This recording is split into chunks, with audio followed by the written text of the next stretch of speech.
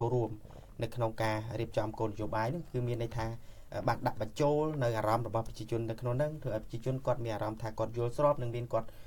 ត់មានទួនាទីនៅក្នុងការបង្កើតគោលនយោបាយហ្នឹង And I think for us in the United States, we have a lot of elections at various levels. We have a lot of open public processes where before a government makes a decision, it will have a meeting with the citizens. We have all sorts of ways like that for citizens to express their to have a right to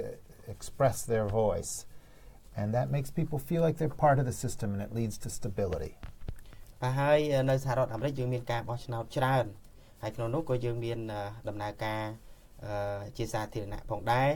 បើកចំហជូនសាធារណៈផងដែរបាទដើម្បីឲ្យប្រជាជនគាត់បានចូលរួមដូចជាការជួបប្រជុំគ្នាជាដើមដើម្បីឲ្យប្រជាជនគាត់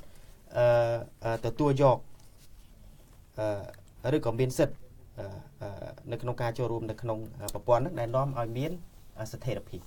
And the only other thing, the one other point is that it looks terrible in the media sometimes, right? Americans, it seems like we're always fighting.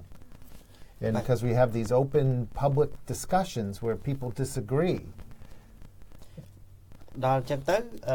ធ្វើឲ្យនៅលើសារព័ត៌មានមួយចំនួនហ្នឹងចេញជារូបភាពមិនល្អព្រោះយើងមើលទៅឃើញថាដូចជាមានការឆ្លោះប្រកែកគ្នាច្រើនមានការមិនយល់ស្របគ្នាច្រើន But the truth is that's a sign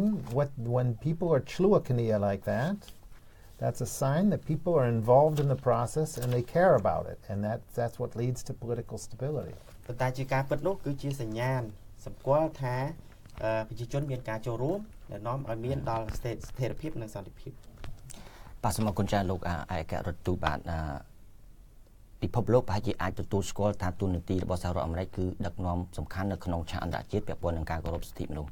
ហើយទន្ទឹមនឹងនោះដែរក៏ទទួលរងនឹងការរិះគន់មួយចំនួនដែរពាក់ព័ន្ធជាមួយនឹងបញ្ហានៃការរំលោភសិទ្ធិមនុស្សផងដែរឧទាហរណ៍ដូចជានៅក្នុងប្រទេសមួយចំនួននៅមជ្ឈមបូព៌ាហើយថ្មីនេះគឺហាក់ដូចជាមានចំនួនការទូតរវាងប្រទេសសាអូឌីអារ៉ាប៊ីជាមួយនឹងប្រទេសកាតាដែលធ្វើឲ្យមានការរដ្ឋបិទទំនាក់ទំនងការទូតពីប្រទេសផ្សេងៗទៅលើប្រទេសកាតាហើយក្នុងនោះពាក់ព័ន្ធខ្លាំងគឺទៅលើការរដ្ឋបិទសេរីភាពខាងសារព័ត៌មានដែលនៅក្នុងប្រទេសសាអូឌីអារ៉ាប៊ីគឺមិនទទួលឲ្យផ្សព្វផ្សាយបណ្ដាញសារព័ត៌មានអាល់ចាសេរ៉ាទេអញ្ចឹងថាតើដោយសារតែប្រទេសសាអូឌីអារ៉ាប៊ីនោះគឺថាមានទំនាក់ទំនងជិតស្និទ្ធជាមួយនឹងសហរដ្ឋអាមេរិកអញ្ចឹងតើទូនាទីរបស់សហរដ្ឋអាមេរិកក្នុងការជួយលើកកម្ពស់ការគោរពសិទ្ធិមនុស្សនៅក្នុងប្រទេសកាតានេះមានគួរតែធ្វើយ៉ាងម៉េចដែរបាទ So that's a hard question for me to answer because all I know about what's going on in Qatar and the other countries in the Middle East is what I've been reading in the newspaper. បាទនេះជាសំណួរដ៏លំបាកមួយសម្រាប់ខ្ញុំព្រោះអ្វីដែលខ្ញុំដឹងនេះគឺតាមរយៈការអានសារព័ត៌មានដែរ Soខ្ញុំធ្វើជាអ្នកទូតជិត30ឆ្នាំហើយប៉ុន្តែខ្ញុំអត់ដែលនៅ Middle East ទេខ្ញុំអត់ចេះភាសាគេខ្ញុំ5ឆ្នាំនៅស្រុកខ្មែរ6ឆ្នាំនៅស្រុកឥណ្ឌូនេស៊ី2ដងនៅប៉ូឡូញស្រុកប៉ូឡូញ5ឆ្នាំជាសរុបហើយនៅ Washington និងនៅ New York ខ្ញុំធ្វើការ2ឆ្នាំ8ឆ្នាំនៅ New York no UN General Assembly នឹងបន្តែខ្ញុំអត់សូវស្គាល់តំបន់ how do you say Middle East in Khmer what is it មជ្ឈមបូព៌ា មជ្ឈបូព៌ាខ្ញុំអត់សូវស្គាល់ទេប៉ុន្តែ I do think ខ្ញុំសំខាន់មួយចំណុចមួយសំខាន់បញ្ហានេះរវាង Qatar និងប្រទេសផ្សេងនៅ Middle East អត់សូវជាបញ្ហាសិទ្ធិមនុស្សទេនេះបញ្ហាតាក់ទងនឹង security issues ហើយនឹង other issues អត់សូវ human rights problem បាទសូមអរគុណច្រើនលោកអគ្គរដ្ឋទូតបាទហើយខ្ញុំសូមភ្ជាប់ជាមួយនឹងបញ្ហាមួយចំនួនដែលថាថ្មីនេះអគ្គលេខាធិការអង្គការសហប្រជាជាតិបានលើកឡើងថាបើសិនជាសហរដ្ឋអាមេរិក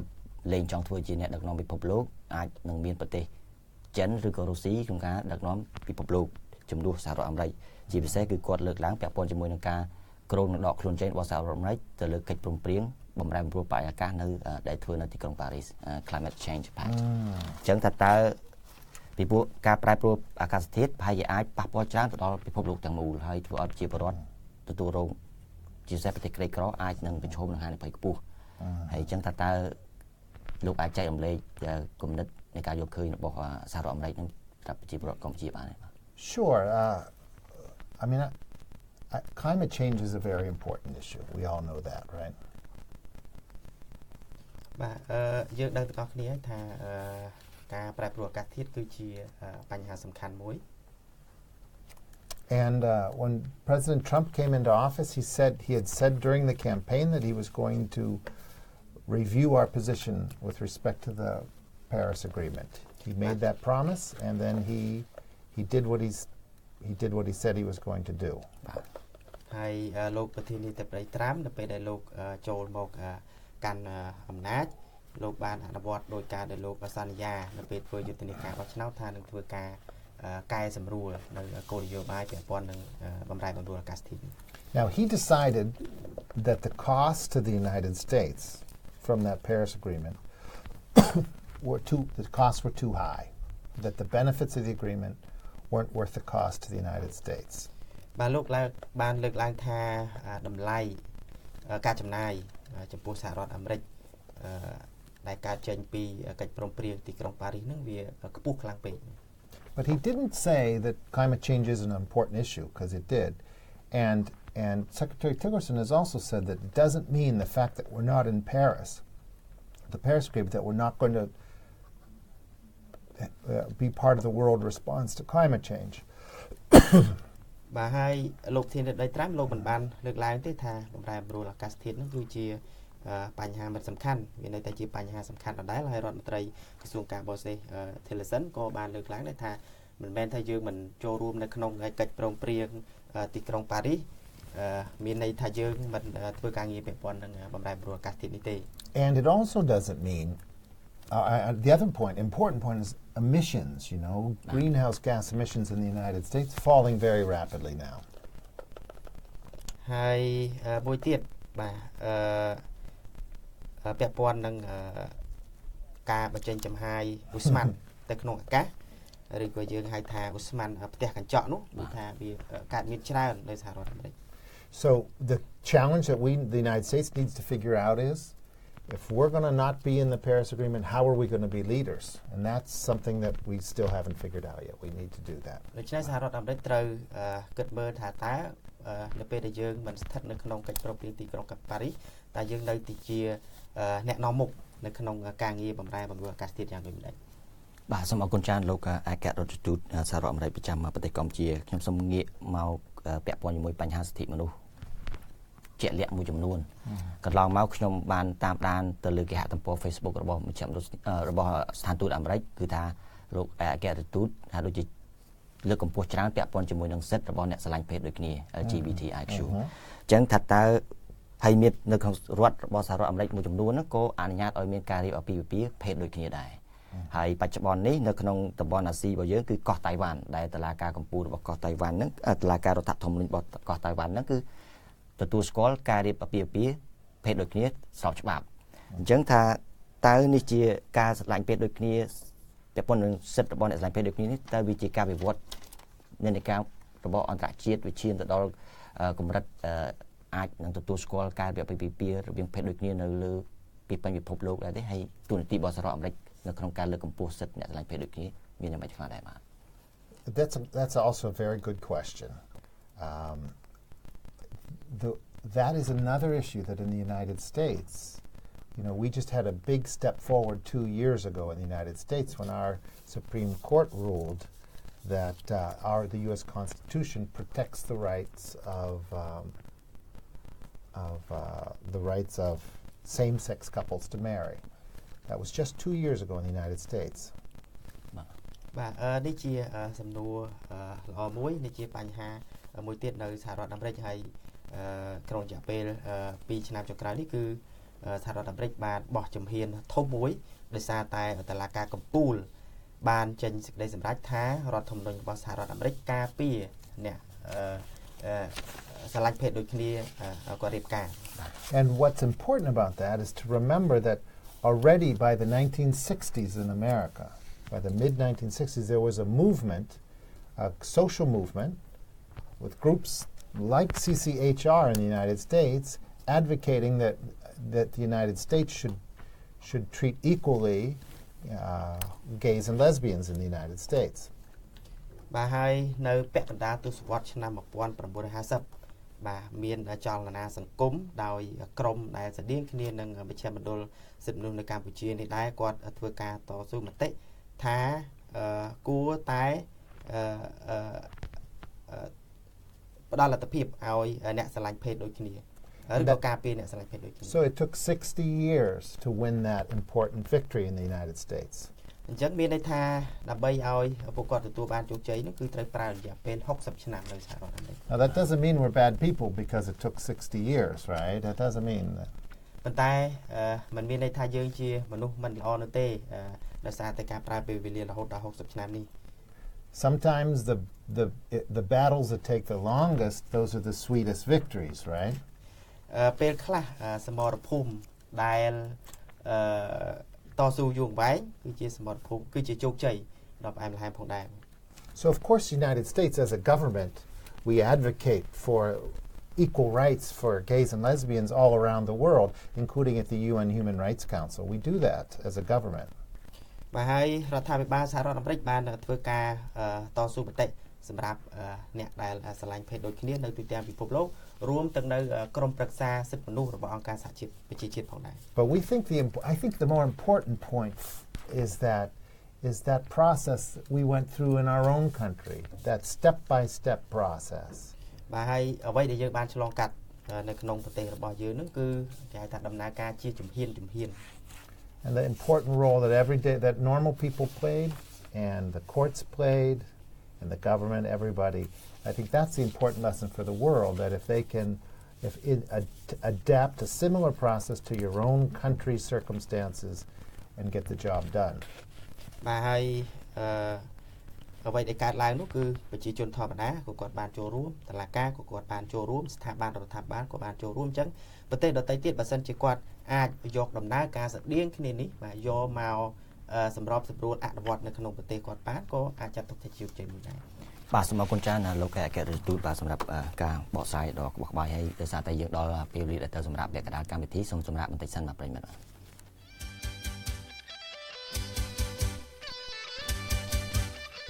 កម្មវិធីវិភាគព្រឹត្តិការណ៍ប្រចាំសប្តាហ៍ គឺជាកម្មវិធីមួយវិភាគអំពីព្រឹត្តិការណ៍ថ្មីៗហើយសំខាន់នៅក្នុងសង្គមកម្មវិធីនេះមានផ្សាយបន្តរៀងរាល់ថ្ងៃសុក្រវេលាម៉ោង 11 រហូតដល់ម៉ោង 12 ថ្ងៃត្រង់តាមរយៈវិទ្យុ VO FM 105.5 MHz នៅរាជធានីភ្នំពេញនិងផ្សាយបន្តផ្ទាល់តាមវិទ្យុ FM 102.5 MHz នៅខេត្តព្រះសីហនុ FM 88 MHz នៅខេត្តបាត់ដំបងវិទ្យុ FM 88 MHz នៅខេត្តសៀមរាបនិងវិទ្យុផ្កាព្រៃ FM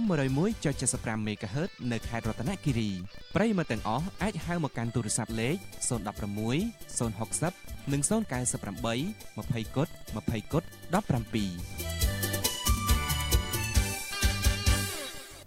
បាទសូមជម្រាបសួរប្រិយមិត្តសាជាថ្មីហើយនៅកម្មវិធីបន្ទាប់នេះគឺយើងនឹងទទួលសំណួរពីប្រិយមិត្តតាមខ្សែទូរស័ព្ទឬក៏តាមគេហទំព័រ Facebook របស់មជ្ឈមណ្ឌលសិទ្ធិមនុស្សកម្ពុជាហើយសូមជម្រាបប្រិយមិត្តថានៅថ្ងៃនេះវាគ្មិនកិត្តិយសរបស់យើងគឺលោកឯកអគ្គរដ្ឋទូតរបស់សហរដ្ឋអាមេរិកប្រចាំនៅប្រទេសកម្ពុជាគឺលោក William A. Ted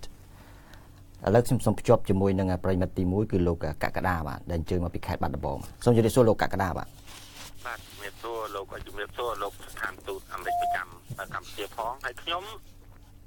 ជាប្រជាពលរដ្ឋខ្ញុំមានចំណាប់អារម្មណ៍ច្រើនចំណុចត្រង់ថាបញ្ហាសិទ្ធិមនុស្សនៅកម្ពុជាហ្នឹងរដ្ឋាភិបាលគាត់ថាសម្បូរហូរហៀហើយខ្ញុំឃើញអ្នកខ្លះក៏ចង់និយាយថាបើសិនជាអាចទេគាត់ទាំងលុបសមាជិកចោលទៅទៀតព្រោះសិទ្ធិហ្នឹងវាហូរហៀច្រើនពេកណាសិទ្ធិហ្នឹងមិនដឹងគាត់ចង់និយាយពីសិទ្ធិអីខ្ញុំឆ្ងល់បើសិទ្ធិគេមានដបងគេកាន់ដបងគេប្រើដបងគេសពងមនុស្សអាការបញ្ចេញមតិគាត់រិះគន់ពីបញ្ហាដែលអវិជ្ជមានមួយចំនួនក៏គេចោទថានៅបកនេះបកនោះអីចឹងទៅហើយបញ្ហាជាច្រើននៅថ្ងៃយើងនិយាយទៅរដ្ឋាភិបាលច្រើនថាពាក្យប្រើពាក្យថាបាត់ទ្វារវាយឆ្កែអញ្ចឹងណាក៏យកសិទ្ធិមនុស្សមកអាងអញ្ចឹងទៅអត់ចឹងចំណុចខ្ញុំចង់សួរទៅលោកស្ថានទូតអាមេរិកតើនៅស្រុកគេគឺប្រើអាពាក្យដូចខ្មែរអញ្ចឹងដែរទេអ្នកកាន់អំណាចព្រោះអាពាក្យដែលថាយកសិទ្ធិមនុស្សជាលេសអីយកមកជាលេសហ្នឹងតើអាពាក្យនេះគេប្រើបានទេក៏សម្រាប់តែស្រុកខ្មែរមួយទេបាទព្រោះប្រជាពលរដ្ឋគាត់អត់យល់ខ្ញុំជាប្រទេសគឺខ្ញុំអ្នកតាមដាន សកម្មភាពទាំងអស់ខ្ញុំអត់យល់តោះឲ្យពេលខ្លះគឺខ្ញុំដេកស្ដាប់សារទៅសារមកខ្ញុំអត់យល់ន័យតែគាត់និយាយថាមិនក៏យកអាភាសាសិទ្ធិមនុស្សយកមកអាងអញ្ចឹងទៅហើយសូមគោរពបងប្អូនទាំងអស់គ្នាតាមពិតទៅប្រជាប្រដ្ឋខ្មែរក៏ឆ្លងដល់ខ្ញុំដែរបាទអរគុណបាទអរគុណច្រើនលោកកក្កដាបាទដោយសារតែយើងត្រូវការបកប្រែពីភាសាអង់គ្លេសទៅខ្មែរពីខ្មែរទៅអង់គ្លេសផងខ្ញុំសូមទទួលប្រិមត្តតែមួយរូបបានហើយបាទម្ដងបាទសូមជើញបាទ He is asking about the human rights situation in Cambodia. He said the government claimed that we have excessive human rights. So the National Congress is not performed, and we could see that the authority, possess the batons, which means to beat the people, and sometimes criticisms is returned with the accusation that that person is or belongs to the parties or political parties, and a phrase is used as well. For example, closing the door to beat the dogs is the U.S. uses the same kind of terms, and there's a claim that human rights is just an alibi to criticize others. Thank you.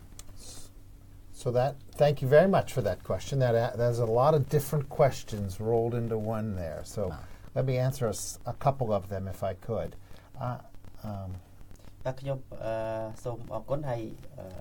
យោបល់របស់គាត់មិញនេះថាមិនមែនមានតែមួយសំណួរទេបាទមានសំណួរច្រើននៅក្នុងហ្នឹងហើយខ្ញុំសូមឆ្លើយជូននៅចំណុចមួយឬពីរនៅក្នុងនោះ I don't know. I didn't hear the specific thing that you said the government said about Cambodia having too many human rights. I've traveled all over the world. I've never seen a country yet that has too many human rights. So I don't think that's the case. បាទខ្ញុំមិនបានលើកដល់ផ្ទាល់ទេដែលដោយលោកអាងថារដ្ឋាភិបាលកម្ពុជាបានលើកឡើងថាកម្ពុជានេះមានសិទ្ធិហូរហៀទៅហើយខ្ញុំធ្លាប់ធ្វើដំណើរនៅទូទាំងពិភពលោកខ្ញុំមិនទាន់ជួបករណីប្រទេសណាដែលគាត់មានសិទ្ធិមនុស្សហូរហៀនោះទេ And I think that, and of course, that issue of that phrase, close the doors to beat the dogs,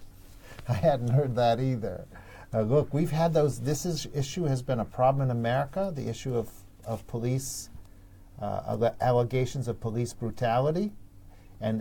it's been an issue we've had a very hard time managing in the United States, the balance between the need to keep public security but the need for the police to use as least force as possible. That's a hard one for government. It takes a lot of training and a lot of good management in police forces. បាទខ្ញុំក៏អត់ដែលឮឃ្លាថាបិទទ្វារវាយឆ្កែដែរនៅសហរដ្ឋអាមេរិកមានការចោទប្រកាន់ចំពោះអំពើសាហាវឃោរឃៅមួយចំនួនដែលធ្វើឡើងដោយប៉ូលីស បាទអញ្ចឹងវាទាមទារឲ្យមានតុល្យភាព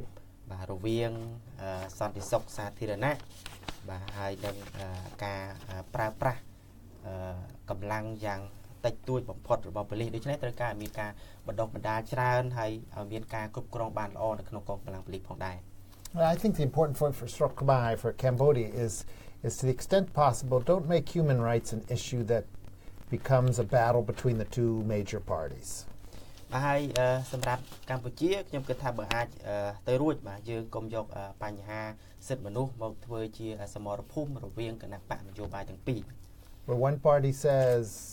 yes and the other party says no. That doesn't feel like a good situation. បើសិនជាមានគណៈបកមួយថាបានគណៈបកមួយទៀតថាមិនបានមានន័យថាមិនមែនជាស្ថានភាពល្អសម្រាប់សិទ្ធិមនុស្សនោះទេ I think for both Cambodia and the United States the important point is for both parties to say human rights are important. How can we best make them stronger? And maybe they'll disagree on how to do that. But that's what the good debate is. បាទហើយស្តីគ្នានៅសហរដ្ឋអាមេរិកដែរគណៈបកទាំងពីរគួរតែមើលឃើញថាសិទ្ធិមនុស្សជាបញ្ហាអញ្ចឹងយើងត្រូវធ្វើម្ដេចធ្វើ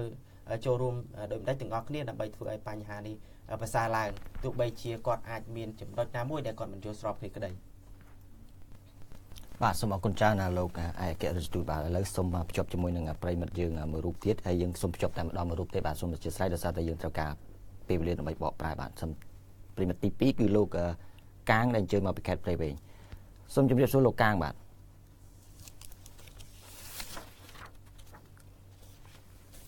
លោកបាទជម្រាបសួរលោកកាងបាទសូមជម្រាបភាសាបាទលោកកាងបាទ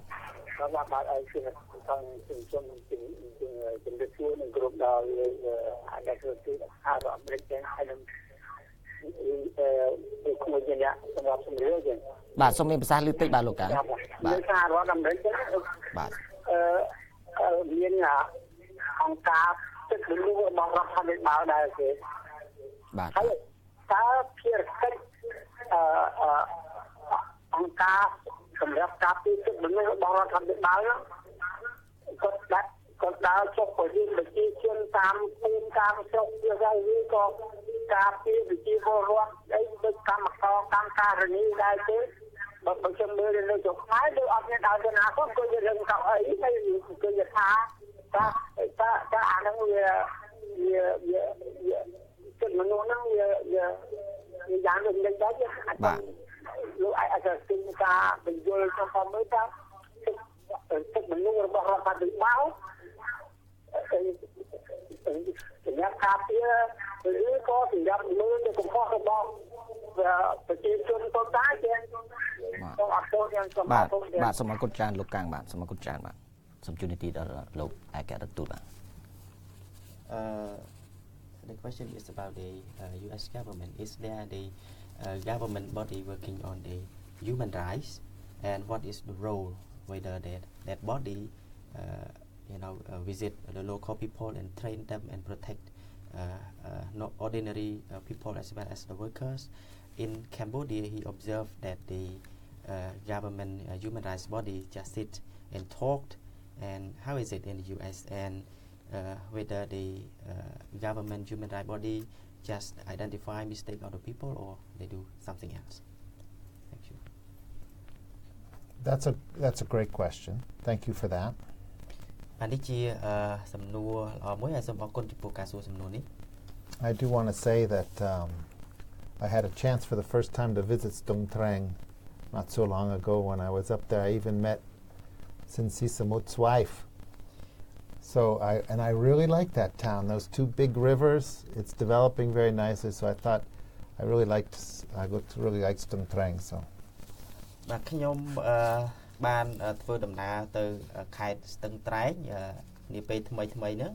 ហើយបានទៅជួបជាមួយនឹងភរិយារបស់អ្នកចម្រៀងល្បីរបស់ខ្មែរយើងលោកតាស៊ិនស៊ីសមុទ្រប្រពន្ធរបស់លោកតាភរិយារបស់លោកតាស៊ិនស៊ីសមុទ្រហើយនៅទីនោះគឺមានការអភិវឌ្ឍច្រើនហើយខ្ញុំចូលចិត្តថាមានទន្លេធំៗពីរនៅទីនោះផងដែរ So look, about the question, our government is organized differently than Cambodia's. We're a bigger country and we're much more decentralized. We have more authority, has been less authority at the national government, more authority at the local level because we're so big. បាទសម្រាប់ការរៀបចំរចនាសម្ព័ន្ធរដ្ឋាភិបាលកម្ពុជានិងសហរដ្ឋអាមេរិកគឺខុសគ្នាដោយសារសហរដ្ឋអាមេរិកធំដូច្នេះរដ្ឋបាលមូលដ្ឋានគាត់មានអំណាចច្រើនហើយរដ្ឋាភិបាលថ្នាក់ជាតិឬក៏យើងថារដ្ឋាភិបាលថ្នាក់កណ្ដាលហ្នឹងគាត់មិនសូវមានអំណាចប៉ុន្មានទេ And so really we don't have an equivalent of Cambodia's National Human Rights Commission. We don't have that in America. អញ្ចឹងនៅសហរដ្ឋអាមេរិកយើងមិនមានគណៈកម្មការសិទ្ធិមនុស្សរបស់រដ្ឋាភិបាលទេ But that doesn't mean our government doesn't take care of human rights. នេះមិនមានន័យថារដ្ឋាភិបាលសហរដ្ឋអាមេរិកមិនយកចិត្តទុកដាក់បញ្ហាសិទ្ធិមនុស្សនោះទេ Of course we have a Department of Justice in Washington D.C. and they administer some of our rights. For instance, the right for voting, the right that everyone has the right to vote. That right is handled at the national government level in Washington by our Ministry of Justice. បាទយើងមានក្រសួងយុតិធម៌ដែលមានមូលដ្ឋាននៅទីក្រុង Washington DC ដែលគាត់ធ្វើការងារពាក់ព័ន្ធនឹងរឿងសិទ្ធិជាពិសេសគឺសិទ្ធិសម្រាប់ការបោះឆ្នោតមានន័យថារដ្ឋាភិបាលសហព័ន្ធឬក៏យើងហៅថារដ្ឋាភិបាលថ្នាក់ជាតិគាត់ជាអ្នកធ្វើកិច្ចការងារនេះ And for instance, like all those kinds of political rights, like to vote, to be a candidate, and all those are all handled at the federal level, really. ហើយមានសិទ្ធិនយោបាយជាច្រើនទៀត ដូចជាសិទ្ធិនៅក្នុងការបោះឆ្នោតសិទ្ធិឈរឈ្មោះជាបេក្ខជនឲ្យគេបោះឆ្នោតដោយការងារទាំងអស់នេះគឺរដ្ឋាភិបាលសហព័ន្ធគាត់ជាអ្នកចាត់ចែង But like other rights, like the right of free speech and the right of assembly, which are really important for a democracy, right? Those two rights. Those are handled all in our courts now. Those are all taken care of in the courts. ហើយសិទ្ធិដទៃទៀតជាពិសេសគឺសេរីភាពនៃការបញ្ចេញមតិនិងសេរីភាពនៃការប្រមូលផ្ដុំដែលជាមូលដ្ឋានគ្រឹះរបស់ប្រជាធិបតេយ្យគឺតុលាការសហរដ្ឋអាមេរិកគាត់ជាអ្នកចាត់ចែងការងារ But then other like the right for LGBT,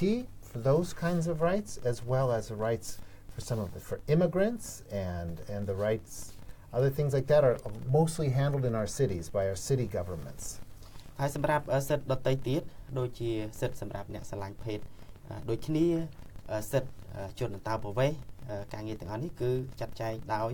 រដ្ឋបាលថ្នាក់ក្រុង In many US cities, big ones will have a human rights office as part of their city government to handle that thing. ហើយនៅតាមក្រុងនីមួយៗហ្នឹងគឺមានការិយាល័យសិទ្ធិមនុស្សធំៗដែលគាត់ធ្វើការងារនេះ So it's a different system from Cambodia's, but for us, a big decentralized country, it works pretty well. អញ្ចឹងមានន័យថាប្រព័ន្ធរបស់សហរដ្ឋអាមេរិកហ្នឹងខុសពីប្រព័ន្ធនៅកម្ពុជាហើយយើងឃើញថាប្រព័ន្ធវិមជ្ឈការនៅសហរដ្ឋអាមេរិកឃើញដំណើរការល្អទោះបីជាសហរដ្ឋអាមេរិកជាប្រទេសដ៏ធំក្តី បាទសូមអរគុណច្រើនលោកអគ្គរដ្ឋទូតបាទហើយដោយសារតែលោកបានលើកឡើងចំណុចសំខាន់ពីរដែលខ្ញុំចាប់អារម្មណ៍ទី1គឺការប្រើប្រាស់សិទ្ធិក្នុងការបោះឆ្នោតហើយមួយទៀតគឺរបបលទ្ធិប្រជាធិបតេយ្យអញ្ចឹងខ្ញុំសូមភ្ជាប់សំណួរមួយថានៅសហរដ្ឋអាមេរិកគឺមានការបោះឆ្នោតច្រើនលើកច្រើនសារហើយគឺថា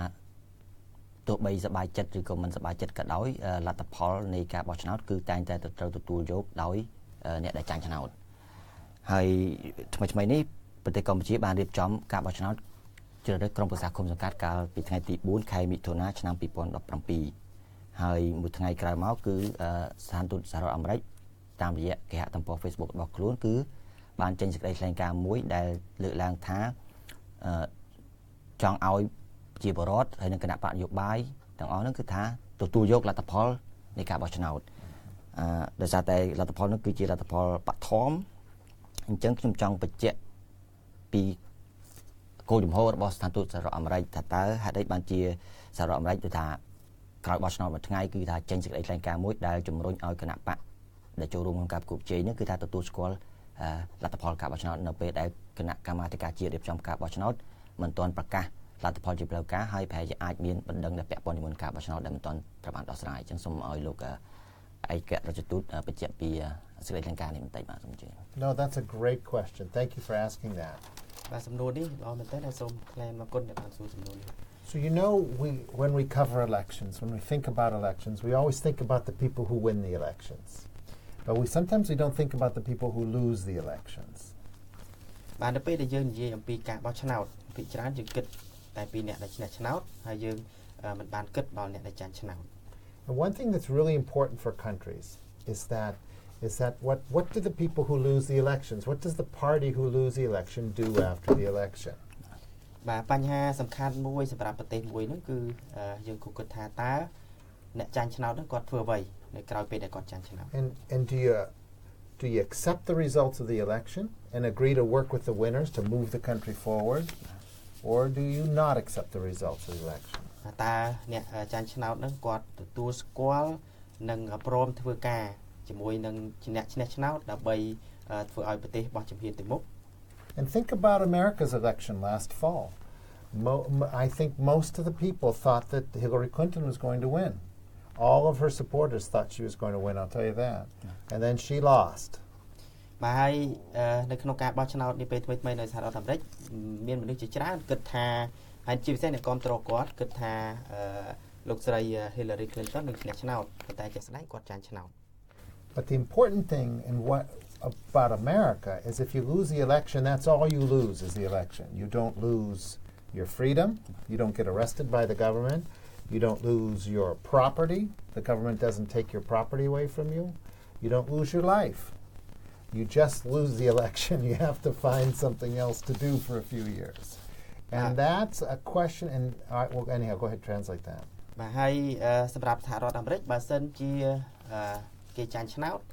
គេចាញ់តែឆ្នោតទេបាទអត់មានត្រូវបាត់បង់សេរីភាព មិនត្រូវបានគេចាប់ខ្លួនទ្រព្យសម្បត្តិរបស់គាត់នឹងក៏មិនត្រូវបានគេរឹបអូសជីវិតរបស់គាត់នឹងក៏មិនបាត់បង់ដែរមានន័យថាគាត់ត្រូវតែគាត់គ្រាន់តែចាញ់ឆ្នោតហើយ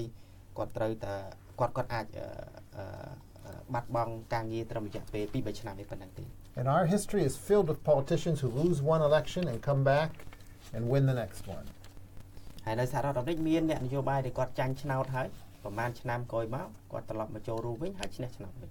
So I think the important point for developing countries like Srok Khmer, like Cambodia, is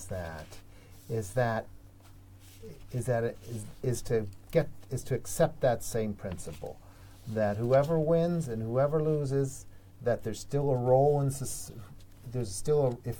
still a role in society for the loser, that you value the opposition party, that you're going to work together, that it's not black and white, 100% and zero, that you accept the right of the other party to compete in the elections and you agree to, and that's really the essence of what we call reconciliation, is that accepting the right of both parties, of your opponents, to participate in politics. បាទហើយនៅកម្ពុជាគួរតែមានការទទួលយកនៅគោលការណ៍ដូចគ្នានេះដែរមិនថាអ្នកណាអ្នកចាញ់ឬអ្នកណាអ្នកឈ្នះទេគ្រប់គ្នាសុទ្ធតែមានតួនាទីនៅក្នុងសង្គមបាទហើយសម្រាប់អ្នកចាញ់ក៏គាត់ក៏ត្រូវទទួលបាននៅការទទួលតម្លៃថាជាគណៈបកប្រឆាំងមិនដែរអញ្ចឹងមិនមានន័យថាមិនមានការបែងចែកដាច់ស្រេចថាម្ខាងខ្មៅម្ខាងសនេះហើយដែលយើងហៅថាជាការផ្សះផ្សា And I want to say that, look, in America, let's be honest, right now, our two parties, they don't like each other at all. They chulakaniya menten in Washington. There's no doubt about it. But that doesn't mean they don't accept the right of the other party to be in the process. They accept that. បាទហើយនៅសហរដ្ឋអាមេរិកឥឡូវនេះយើងឃើញហើយថាគណៈបកទាំងពីរហ្នឹងគាត់ជ្រុះគ្នាខ្លាំងមែនតើគាត់អត់ចូលចិត្តគ្នាទេប៉ុន្តែគាត់ទទួលស្គាល់អំពីទួនាទីរបស់គណៈបករៀងខ្លួននៅក្នុងដំណើរការនយោបាយបាទសូមអរគុណច្រើនបាទមុននេះបន្តិចលោកអគ្គរដ្ឋទូតបានលើកឡើងថាបទពិសោធន៍នៅសហរដ្ឋអាមេរិកគឺថាសំខាន់ណាស់ពាក់ព័ន្ធជាមួយនឹងការទទួលស្គាល់បរាជ័យបោះឆ្នោតរវាងបេក្ខជនដែលចាញ់ឆ្នោតអញ្ចឹងជាសំណួររបស់ខ្ញុំថាតើលោកអគ្គរដ្ឋទូតដែលធ្លាប់ជួបជាមួយនឹងប្រមុខរដ្ឋាភិបាលញឹកញាប់ថាតើធ្លាប់លើកឡើងផ្ទាល់ជាមួយនឹងប្រមុខរដ្ឋាភិបាលទេបើសិនជាថាគណៈបកកណ្ដាលអំណាចចាញ់ត្រូវតែថាទទួលស្គាល់លទ្ធផលនៃការបោះឆ្នោត You know, that's a great question. I wrote an editorial last year for the 4th of July, which is coming up again, our Bon Aikariat. I wrote an article in the newspaper about this exact point. But it's not just the government. I mean, both sides have to accept the right of the other. And so sometimes I feel like neither side in Cambodia accepts that the right of the other. And so sometimes the rhetoric on both sides is so strong that I feel like it's not helpful. កាលពីថ្ងៃទី4ខែកក្កដាឆ្នាំ2ឆ្នាំទៅកាលពីឆ្នាំទៅដែលជាថ្ងៃបុណ្យឯករាជ្យជាតិរបស់សហរដ្ឋអាមេរិកហើយឆ្នាំនេះក៏ជិតចូលមកដល់ឆាប់ដែរខ្ញុំបានចេញនៅសេចក្តីថ្លែងការណ៍មួយបាទដែលមានបោះផ្សាយនៅលើទំព័រកាសែតផងដែរថាមិនមែនត្រឹមតែរដ្ឋាភិបាលទេបាទគឺគណៈបកទាំងពីរបាទគាត់ត្រូវទទួលស្គាល់សិទ្ធិរបស់គ្នាទៅវិញទៅមកបាទទោះបីជាមានសម្លេងតានតឹងជាមួយគ្នាខ្លះក្តីបាទសូមអរគុណច្រើនលោកអគ្គរដ្ឋទូតបាទខ្ញុំសូមចាប់អារម្មណ៍តិចក្នុងនាមខ្ញុំជាពលរដ្ឋខ្មែរមួយរូបក៏ខ្ញុំចាប់អារម្មណ៍ទៅលើលទ្ធផលនៃចំនួនប្រជាពលរដ្ឋដែលចេញទៅបោះឆ្នោតកាលពីថ្ងៃទី4ខែមិថុនាកន្លងទៅដែរគឺថាបើតាមតួលេខរបស់គូជបគណៈកម្មាធិការជាតិរៀបចំការបោះឆ្នោតនៅកម្ពុជាគឺថាប្រហែលជាស្ទើរតែ 90% នៃអ្នកដែលមានសិទ្ធិបោះឆ្នោតនោះគឺថាបានចេញទៅចូលរួមបោះឆ្នោតហើយកន្លងទៅនេះគឺថាសហរដ្ឋអាមេរិកបានផ្ដល់ជំនួយច្រើនមកកាន់ទាំងសង្គមស៊ីវិលហើយនិងរដ្ឋាភិបាលផងដែរហើយដៃគូអភិវឌ្ឍផ្សេងទៀតហើយថ្មីក៏បានចូលរួមជួយ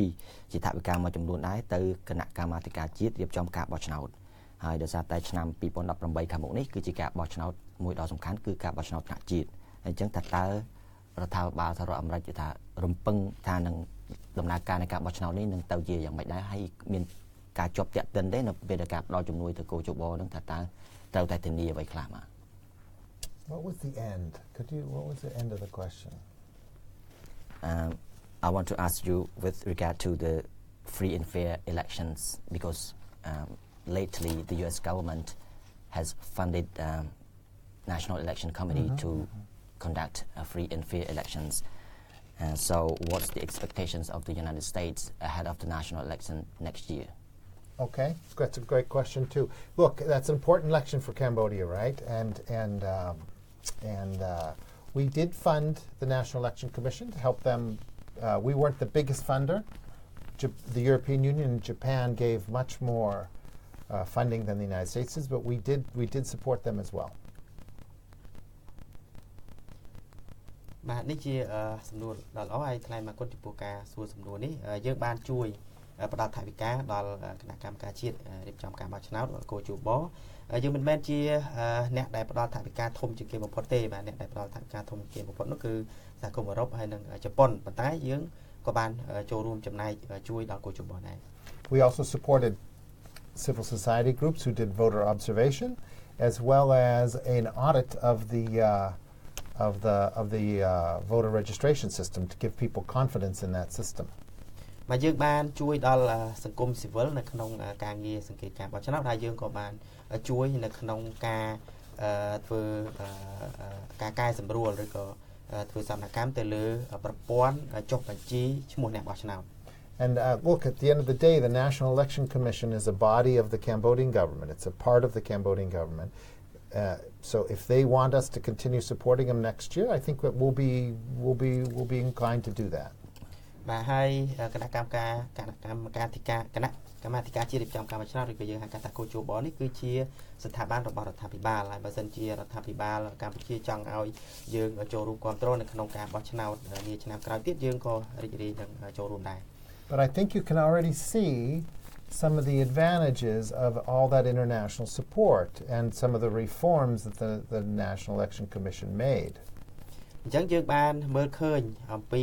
គុណសម្បត្តិនៃការផ្ដល់ការឧបត្ថម្ភគ្រប់គ្រងរបស់អន្តរជាតិនិងការធ្វើកំណែទម្រង់របស់កោជប And that was, last time in 2013 there was a lot of controversy about how the election was actually run,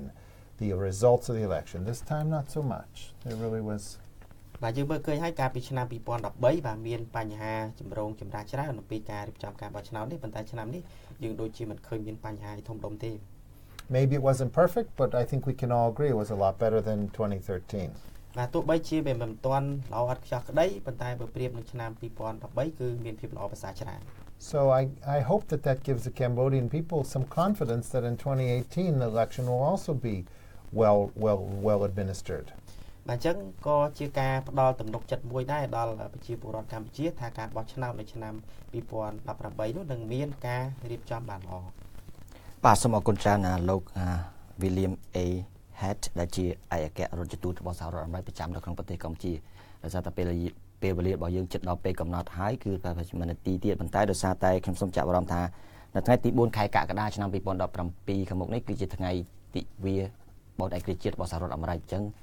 ចង់ឲ្យលោកឯកអគ្គរដ្ឋទូតដូចថាមានពាក្យពេចន៍ជាភាសាខ្មែរពី3ម៉ាត់ដើម្បីជូនពរដល់ថ្ងៃបនឯករាជ្យជាតិរបស់ខ្លួនបាទសូមអញ្ជើញបាទ អរគុណ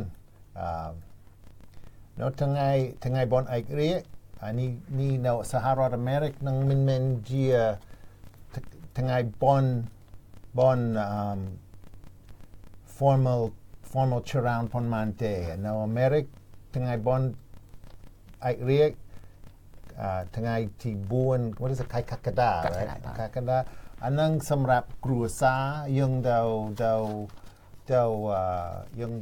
ញ៉ាំបាយជាមួយគ្នានៅខាងក្រៅយើងអាំង hot dogs ហើយនឹង hamburgers លេង baseball ហើយអត់នឹងជានិកពេលយប់មាន what are fireworks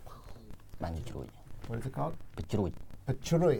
I don't know that បជ្រួយ កម្មជ្រួយ so នេះសបាយនៅសម្រាប់យើងអានេះនៅ summer នៅរដូវក្តៅនៅអាមេរិក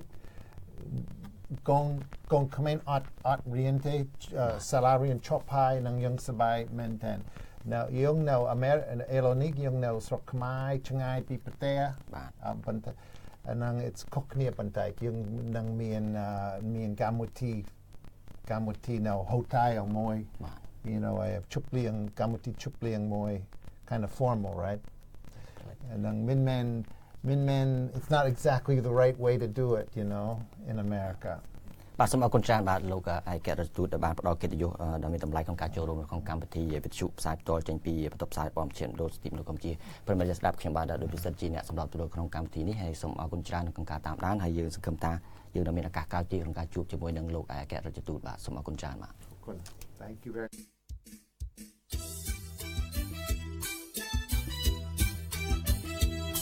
កម្មវិធីវិទ្យុសិទ្ធិមនុស្សកម្ពុជានឹងចាក់ផ្សាយឡើងវិញទៅតាមវិទ្យុឬចូលតាមរយៈគេហទំព័រ cchrcambodia.org/podcast kh